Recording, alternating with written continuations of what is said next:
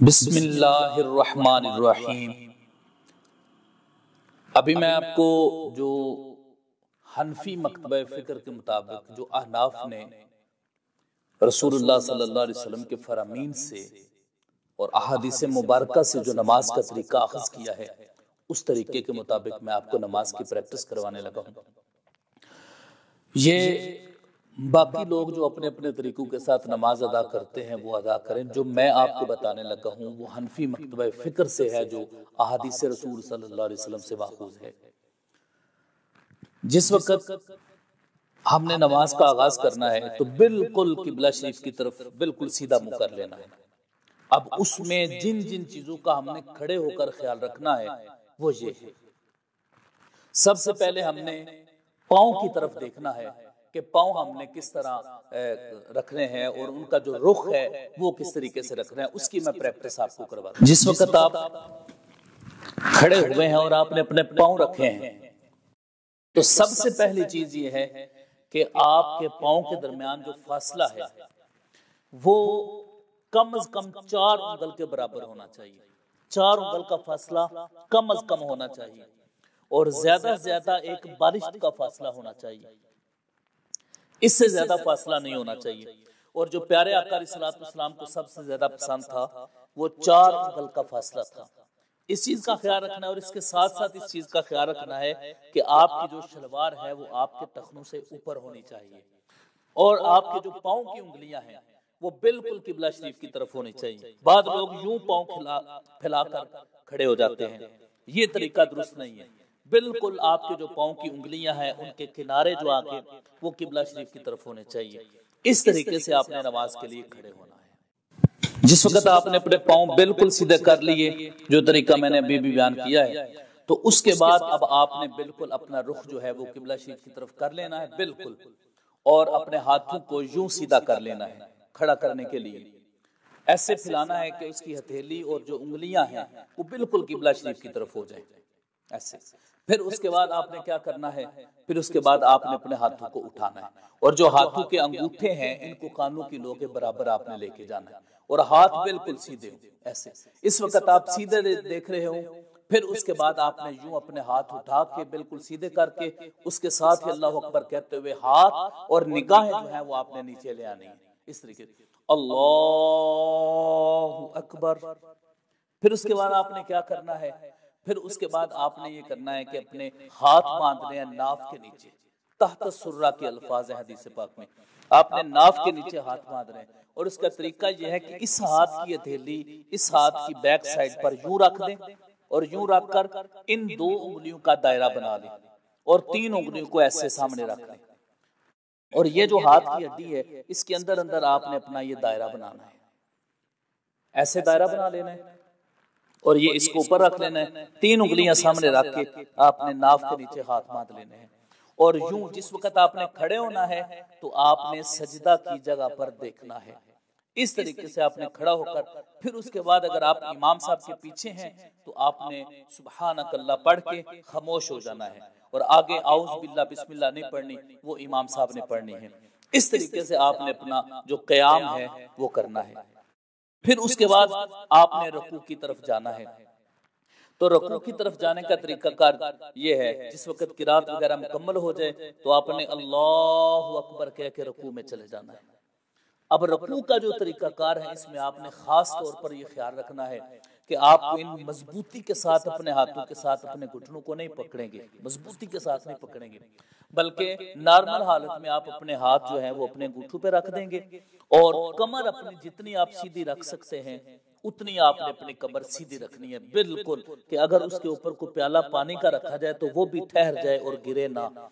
और रुकू के दौरान आपने दोनों पाँव के दरमियान देखना है, जो दोनों पाँव हैं उसमें नजर रखनी है। जब खड़े होना है तो सजदे की जगह पे नजर रखनी है और जिस वक्त रुकू में जाना है तो 2 पाँव के दरमियान आपने नजर रखनी है। उसके बाद आपने सजदा करना है। अब सजदे का जो तरीकाकार है वो ये है कि सबसे पहले जब आपने सजदे में जाना है, ये उस शख्स के लिए है जो अल्लाह ताला ने जिसको सेहत अता फरमाई। अगर कोई बीमार है, घुटनों का दर्द है, टांगों का दर्द है, कोई बुजुर्ग है, उनके लिए मसला है, तो वो जैसे आसानी के साथ जा सकते हैं, वो सजदे में जाए। जो आदमी सही है, तंदुरुस्त है, उसके लिए तरीकाकार ये है कि सबसे पहले घुटने जमीन पर रखें, फिर उसके बाद हाथ जमीन पर रखें, और फिर उसके बाद नाक जमीन पर रखें, और फिर पेशानी रखें। इस तरीके से आपने ये चीज हम अब एक इस बात का आपने खास ख्याल रखना है कि आपने जिस वक्त हाथ रखने हैं तो हाथ रखने का तरीकाकार क्या होना चाहिए नीचे। एक तो ये बात है कि जिस वक्त आपने हाथ रखने हैं तो हाथों की उंगली के जो किनारे हैं बिल्कुल किबला शरीफ की तरफ होने चाहिए।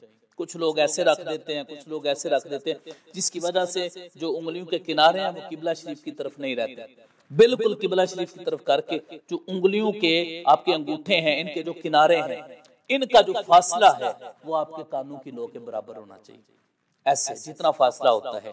और जो आपका नाक है वो दोनों अंगूठों के दरमियान होना चाहिए। ऐसे आपने अंगूठे रखे, उसके दरमियान आपका नाक होना चाहिए, और उसके आगे वाला जो हिस्सा है उसमें आपकी पेशानी आ जाएगी। अब सजदे में आपने जिन जिन चीजों का ख्याल रखना है वो ये है कि आपने जिस वक्त सजदे में जाना है तो सजदे में जाकर आपने अपने पेट को, अपनी जो टांगे हैं, राने हैं, उनके साथ नहीं लगने देना, और जो आपकी ये बाजू है, कोनिया, ये आपके इस हिस्से पर, साइडों पर नहीं लगने चाहिए, जो पसलियों के आपकी साइड है इनके साथ नहीं लगनी चाहिए, इनसे दूर आपने रखना है। और सजदा थोड़ा आगे करके करना है ताकि पेट आपकी टांगों से जुदा रहे। तो इस तरीके से जो है वो आपने सजदा करना है। और सजदे में आपके जो पाँव की उंगलियों के किनारे हैं, जो आगे वाला हिस्सा है, वो भी किबला शरीफ की तरफ होना चाहिए, और आपने पाँव को दबा लेना है इस तरीके से आपने। और जो हाथ की उंगलियां हैं वो भी किबला शरीफ की तरफ होनी चाहिए। तो इस तरीके से आपने अल्लाह अकबर कहते हुए सजदा करना है। अब मैं आपको ये तरीका बताता हूं कि आपने सजदे में किस तरीके से जाना है।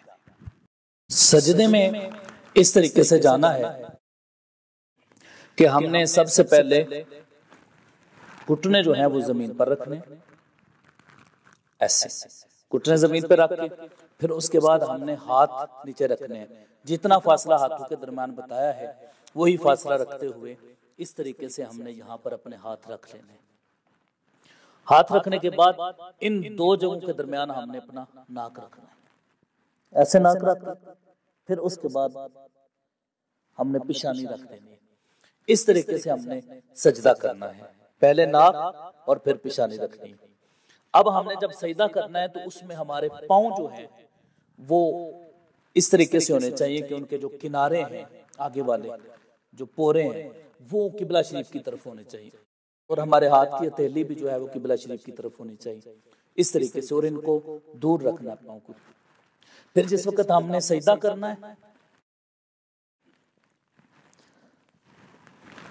तो सजदे से जिस वक्त हमने उठना है, जिस तरीके से हम सजदे में गए थे उसका उल्ट करना है। यानी पहले हमने पेशानी उठानी है, फिर उसके बाद नाक उठाना है, फिर हाथ उठाने हैं, और फिर हमने अपने घुटने उठाने।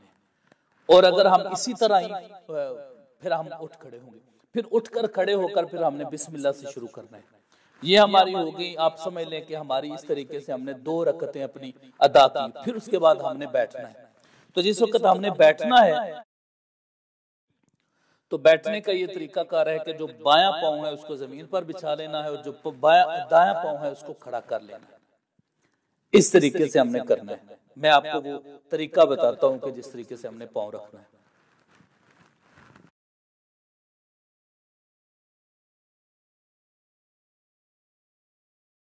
इस तरीके से हमने एक पाँव जो है वो खड़ा कर लेना है, और एक पाँव जो है वो हमने बिछा लेना है।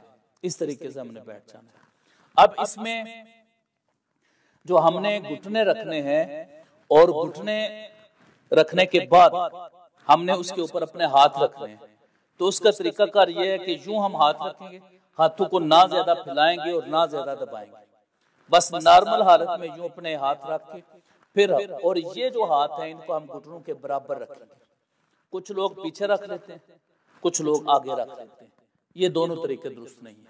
जो घुटने जहां पर खत्म हो रहे हैं, यहाँ पर इस जगह पे हमने अपने हाथ रख कर तो यूं बैठ जाना है। ये बात आपने ज़हन में रखनी है कि जिस वक्त हमने सजदे में होना है तो फिर हमने नाक की हड्डी की तरफ देखना है, और जिस वक्त हमने बैठा होना है तो फिर हमारी निगाह जो है वो गोद की तरफ होनी चाहिए, यूं हम बैठे। अब इसके दौरान ऐसा होता है कि हमने जिस वक्त अपनी उंगली खड़ी करनी होती है, शहादत देनी होती है, तो हमने कलिमा उंगली खड़ी करनी है। इसका तरीकेकार ये है कि हमने ये दरमियान वाली और अंगूठा दोनों को यूं मिलाना है, दोनों उंगलियों को, फिर ये साथ वाली साथ मिला लेनी है, फिर ये छोटी साथ मिला लेनी है।